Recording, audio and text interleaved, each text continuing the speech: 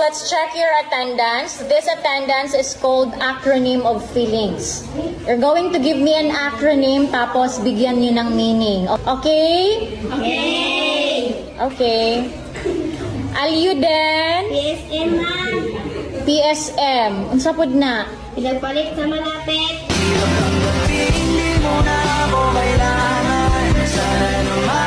Amlani. UTI, ma'am. Unsa man ang UTI? Umibig tapos iniwan. Tell me what I gotta be. Tell me what you wanna do. Salvo. 4G po, ma'am. Repeat 3 times. Unsa pud na? Giuyab. Gipasakitan, gibulagan, pero gibalikan, ma'am. Repeat 3 times. Hirap palang maging PANGA. Tahada. GAA, ma'am. Unsa pud ng GAA? Gipili adlaw-adlaw. Ako'y kinilig. Bakit kayo malapit ako'y miminig? Okay, class, let us continue our attendance. CP.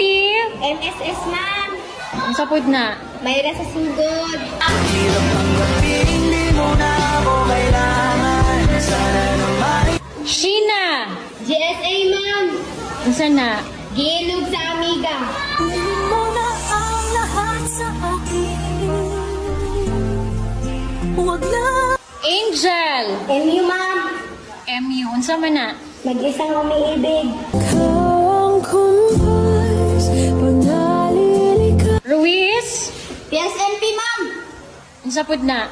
Pinagpalit sa mas pangit. Gusto mong lumigaya ang iyong buhay. Humanap ka ng pangit at ibigin mong tunay. Ella. DPT, ma'am. Unsa na? Disney Princess Treatment. Ako'y tinamaan, puso'y tinamaan. Sadyang ikaw lang. Nympha.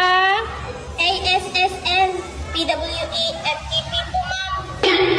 Taas man. Unsa pud na? Ang sakit-sakit na. Pero wala eh. Mahal ko pa. Mahal kitang lagi. Susubukan ko kahit wala kong palasyo na abot hanggang langit. Angel. Tae, ma'am. Ano yan? Binigyan ng time and effort.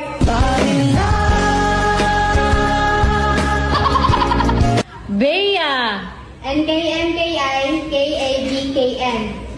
Ano naman yon? Nahuli kong may kachat na iba, kaya yun, binigay ko na. Loko nga rin naman. Di ka lang nahuli. Pero bakit?